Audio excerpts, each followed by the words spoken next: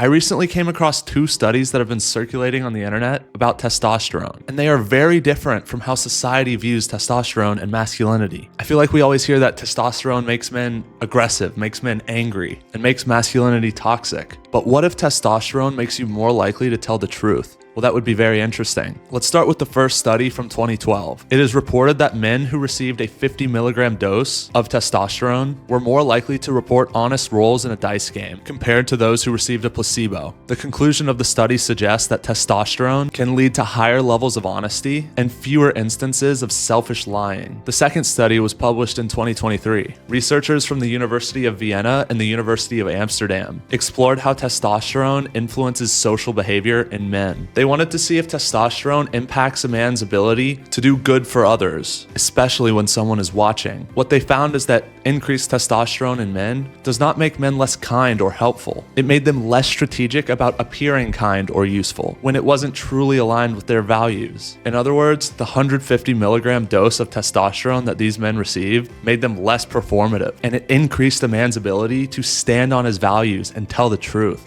Both studies are linked below in the description so you can check them out, and both studies significantly change how we can view testosterone in men. Testosterone is typically viewed as fuel for aggression, oppression, dominance, and ego, but it turns out it makes men more honest. Now, let's go even deeper. Testosterone levels in men have been consistently declining over the past several decades, with studies indicating roughly a 1% decrease per year in age-specific levels. So, over the past 30 years, average T levels have decreased by 30% for that same age range. If you're 25 years old now, on average, you have 30% less testosterone than a 25-year-old did 30 years ago. We find ourselves in a strange place now. There's been a serious decline in testosterone amongst men, and lower testosterone in men makes him more likely to lie and less likely to stand by his values when it becomes uncomfortable. So now we have a whole generation of men who are willing to lie or nerf their political views just in order to get laid or attention from women. And men and women have kind of known this for a while if you think about it. There's plenty of liberal women out there that complain that they're just not attracted to liberal men because even they realize that these men are just agreeing with them and telling them whatever they want to hear in order to get laid or to get their approval. It's very performative and it's very deceptive because a man who is willing to compromise his beliefs and compromise his values